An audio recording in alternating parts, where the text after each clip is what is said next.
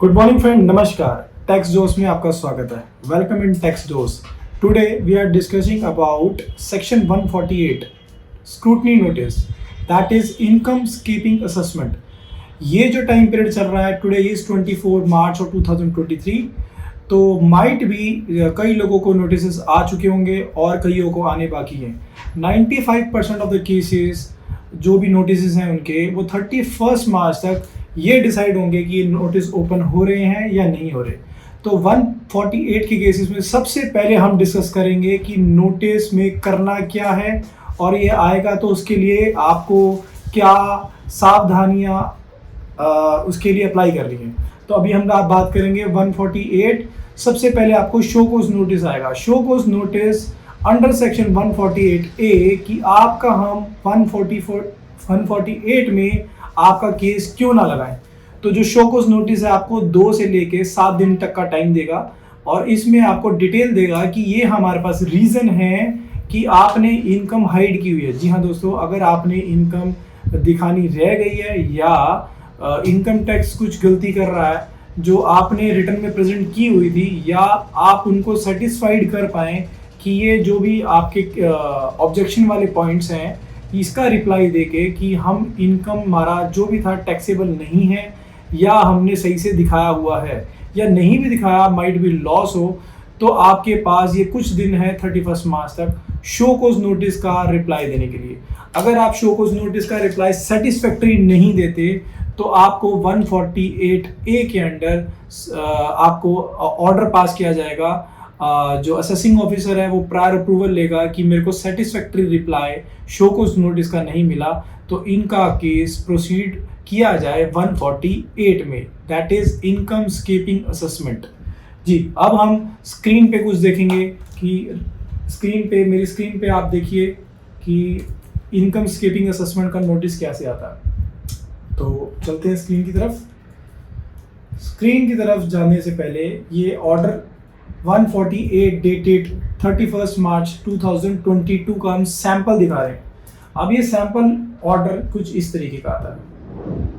ये जो ऑर्डर है आपको ये एसएससी को इस तरीके का आता है। ये बताता है कि हमने क्लॉज डी में आपका नोटिस को सैंक्शनिंग कर दिए कि आपकी इनकम स्कीपिंग असेसमेंट है और आप इस पे फाइट कीजिए।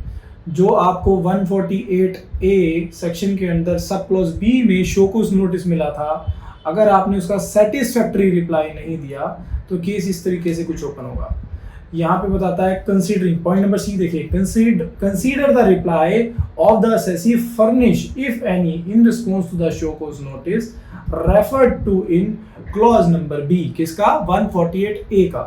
तो ये लोग डिसाइड किया, पॉइंट नंबर डी देखें, decide on the basis of material available on record, including reply of the assessee, whether or not it is fit to issue a notice section 148 by passing an order with the prior approval of the specific authority within 1 month from the end of the month in which reply referred to clause C is received by him। तो यहाँ पे हम देखते हैं कि इस case में assessee का कैश डिपॉजिट की वजह से ये केस को ओपन किया गया। 1,15,00,000 के नियर अबाउट कैश डिपॉजिट है, 1,14,000, 1,14,83,000। तो इस केस में भी यहाँ पे अथॉरिटी ने नोटिस सर्व किया 23/3 को with the prior specified authority, upper authority से उन्होंने अप्रूवल लेते हुए, और उसका रिप्लाई उन्होंने हमें टाइम पीरियड दिया 7 डेज का, दैट मीन्स 29/3/2022 तक। तो वो वाले पार्ट के अंदर जो रिप्लाई हमारे पास आया 29/3/2022 तक, हमने जो रिप्लाई दिया माइट भी सेटिस्फैक्ट्री नहीं था, तो उन्होंने रीजन के साथ इस केस को प्रोसीड किया। तो आपने क्या करना है इन दिनों। अब हम बात करेंगे, जो लोग व्यूअर्स इस वीडियो को देख रहे हैं, 148 में अगर आपका नोटिस आ चुका है तो आपने शो कोज नोटिस का रिप्लाई बनाना है और यहाँ पे रीजन देखना है शो कोज नोटिस के अंदर कि आपको किस रीजन से नोटिस आया, इनकम टैक्स उसमें मेंशन करता है। तो वो रीजन का सेटिस्फैक्ट्री रिप्लाई बनाएं, उसको असेस करें EIS, TIS 26S में जाके जिस साल का आपको नोटिस आया, दैट मीन्स फाइनेंशियल ईयर आपको 18-19 और या 19-20 का जो नोटिस आया होगा, तो उस असेसमेंट ईयर के अंदर, रिस्पेक्टिव असेसमेंट ईयर के अंदर आप उस फैक्ट्स को ढूंढें और अपनी बैंक स्टेटमेंट निकालें और उसका रिप्लाई 7 डेज के अंदर दें। अभी हम बात करेंगे कि ये 7 डेज तक जो रिप्लाई दे दिया हमने और उसके बाद क्या करें। अब हम उसकी बात करेंगे कि आपने सेटिस्फैक्टरी रिप्लाई नहीं दिया तो क्या करें और सेटिस्फैक्टरी रिप्लाई दे दिया तो क्या करें।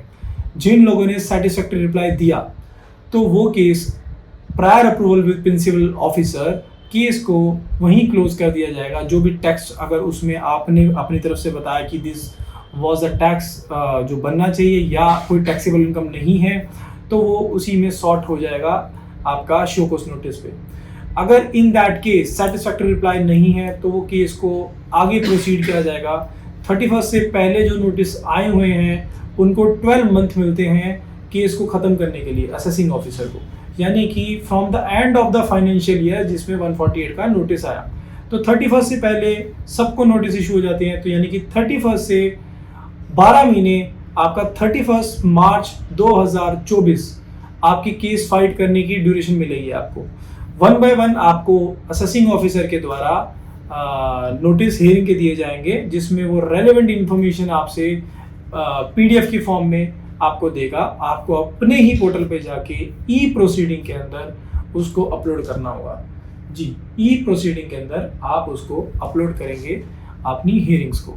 तो यहाँ तक आपने अपने 1 बाय 1 रिप्लाई जो दे के आप इस सिचुएशन पहुँचो कि it will come to the end, और जब आपको असेसिंग ऑफिसर को लगेगा आपने सेटिस्फैक्टरी इन्फॉर्मेशन दी हैं और आपके सारे केसेस में सारी रेलिवेंट इन्फॉर्मेशन पहुँच गई है और इनकम रेलेवेंट स्लैब रेट से या जो आपने इनकम टैक्स की रिटर्न में दिया हुआ है उससे मैच करती हैं, एडिशनल इनकम स्केप नहीं किया आपने, तो उस केस को वहाँ पे आपके फेवर में क्लोज कर दिया जाएगा। अदरवाइज अगर आपने सेटिस्फैक्टरी रिप्लाईज या सेटिस्फैक्टरी इनकम टैक्स को मिलती है कि ये एडिशनल इनकम है जो आपने रिपोर्ट की इनकम टैक्स के रिटर्न के अंदर, तो आपको डिमांड और पेनल्टीज का आपको ब्यूरा उठाना पड़ेगा। That means order will in the favour of the department, not in the favour of you. तो so guys, don't delay in your proceedings. तो टाइमली रिपोर्ट करें, इंफॉर्मेशन को गैदर करें, बनाएं और इसको डालें। अगर फर्दर कोई इससे रिलेटेड आपको कुछ भी जानकारी चाहिए तो कमेंट सेक्शन में कमेंट करें। अगर वीडियो दोस्तों अच्छा लगा हो तो लाइक सब्सक्राइब करना ना भूलें एंड प्लीज